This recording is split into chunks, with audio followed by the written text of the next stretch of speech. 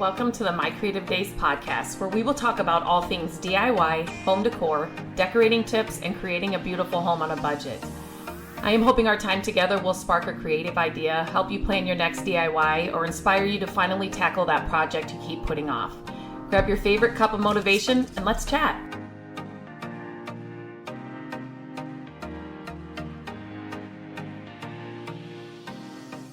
Hello and welcome back to the podcast. Today we are talking about hardwood floors. And we just got the hardwood floors done in our latest flip house. And so I thought I would talk about some of the tips and things that we have learned and we have done in getting hardwood floors done in our past flip houses. Will be our third, I'm pretty sure it's our third one that's had original hardwood floors that we have decided to get redone instead of putting new carpet down or something else on top of them. 9.5 times out of 10, anytime that we have a flip project that has original hardwood floors, as long as they're salvageable, we will go that route. Every single one that we've had, the three that we've had, they were able to be done and they turned out amazing. And that's just for multiple reasons, depending on, number one, if you're selling it, if you're flipping it to selling it, hardwood does better than carpet. If you're renting it, carpet just holds a lot of smells and odors and it's harder to clean and all those things. So it just depending on what you're doing with the house. When we bought our house that we live in, we bought it from the original owners and they had carpet on all of it was original hardwood floors. So we ripped out the carpet and we didn't have to redo ours.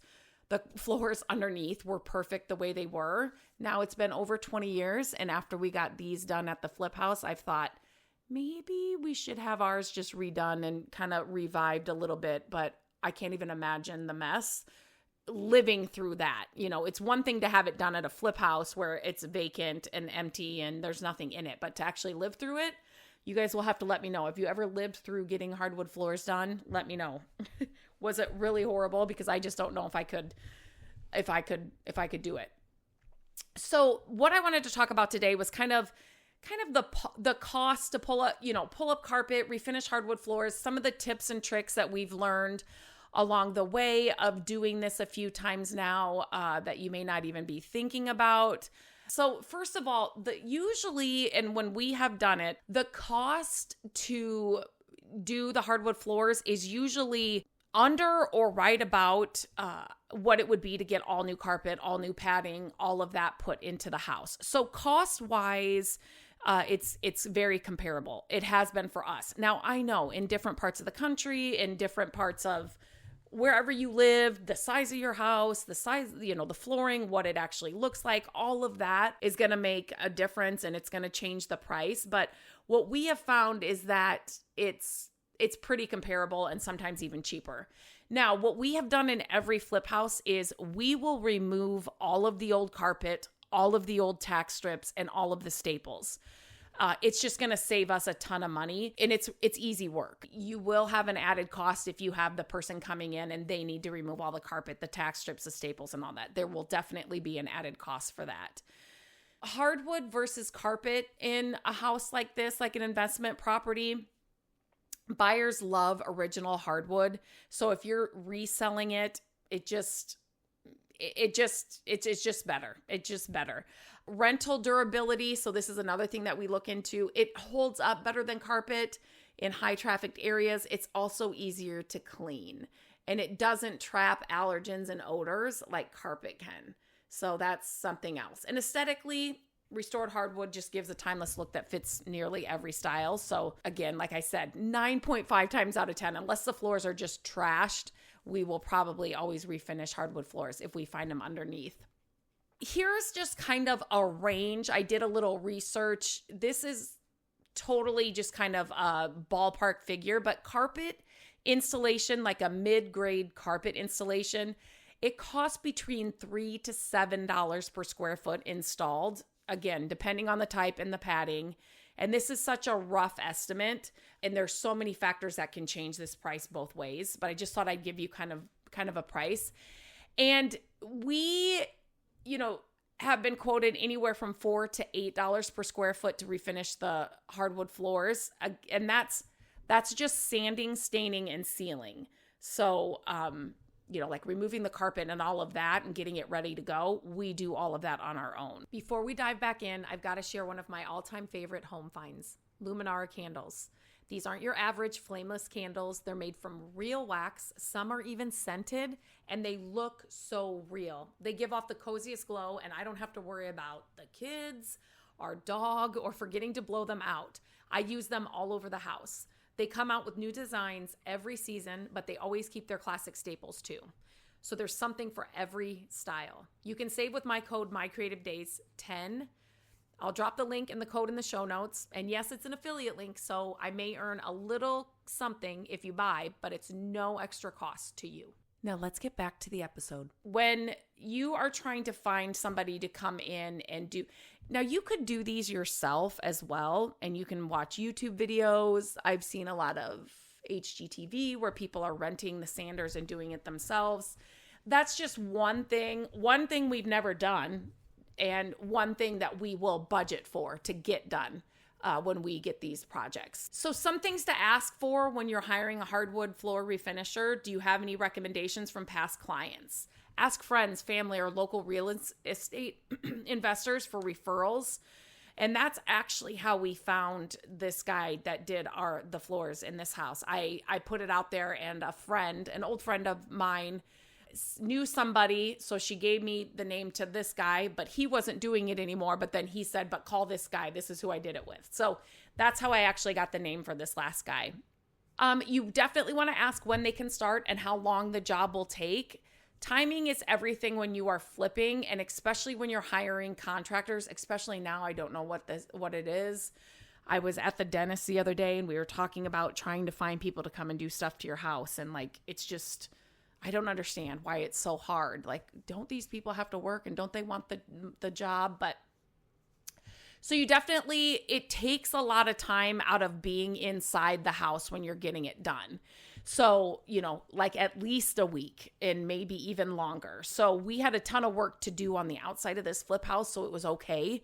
But you definitely want to kind of know when they can start, how long it will take, so then you can plan accordingly. What's included in their quote? So does it include sanding, staining, finish coats, any prep, patching, cleanup? That's something I'm going to talk about.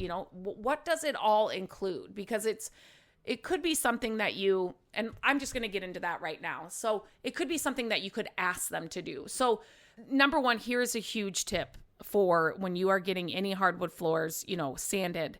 You need to make sure that throughout the process, you are changing out the filter in your furnace, air conditioner unit. I know they're all different depending on where you are, because it can shut down and freeze up. An air conditioner shut down because there's no airflow going through because of all the sanding dust. So just make sure throughout that process, you are changing out the filter in the house multiple times. Secondly, if you are going to be doing any of the cleanup, they use hoses and vacuums, and they try to contain as much of the sanding dust as they can. But I'm telling you, there's still going to be a lot. And so number one, we run this last one. I got the Medify air purifiers that I've shared on my YouTube channel. I've shared on my Instagram. I've shared on TikTok. And we were running those in the house while it was getting done. And then also get a Swiffer, just your regular dry Swiffer. That is going to be your best friend for getting all the dust off the walls. And it's so easy to do. Again, I shared a short reel on all the channels, Instagram and all that, showing how much that picks up. So definitely grab those. But that is also something you could negotiate in with your floor person if that's something you would rather have them do. Maybe ask them what they would charge you to do that. And will you handle cleanup and dust containment? So I got ahead of myself. So just ask if they use dustless sanding systems or how they handle cleanup afterwards. It is something that you should ask. I did not ask him, so it's definitely something you should ask.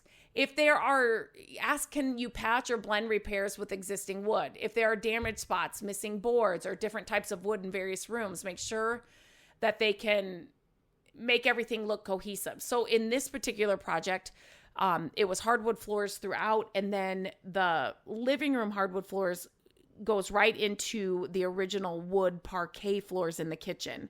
And he was able to get them to be the same color. I was not going to put different floor in the kitchen. I love the parquet wood floor, and the color now looks the same. So it's kind of like a seamless, it looks really good. So just ask them that, if they can match, blend repairs with the existing wood, make the, two different, like if you've got a parquet and a regular hardwood, can he make them or she make them look the same like what we did in this last one? Do you offer finish options, matte, satin, gloss? Choose the sheen that works best for your target buyer or renter if you are doing this for an investment property. Be prepared for dust and downtime. Hopefully you have other projects you can work on. If this is an investment property, as far as living through one, I haven't done it yet, but I would think you would have to move out for a while. So what does the process look like? So in general, it's removing any old flooring, debris, whatever you have. So like I said, we do all that first. We take care of all the old carpet pad, carpet, tack strips, and staples. Then it's sanding the wood to remove the old finish and smooth out any imperfections. And then it's applying stain if desired. Maybe you're just, depending on how far they sand it down, maybe they're just going to buff it if they're not that bad. This is going to look different for every floor depending on the condition. So maybe it's applying stain if that's what they're doing, and then sealing it with multiple coats of a protective finish. You also need to plan for drying and curing time. So for us, they got done on a Thursday, and they told us we should not be doing, anything in the house on the floors until Monday. So that kind of gives you a timeline, and that's when they were fully done. So they were done Thursday, like around noon. We couldn't get into it until Monday. So again, we had a ton of work to do outside, which was great, but just plan on that. Like it's not just getting the floors done, but there's also that time after that you need to just let them be.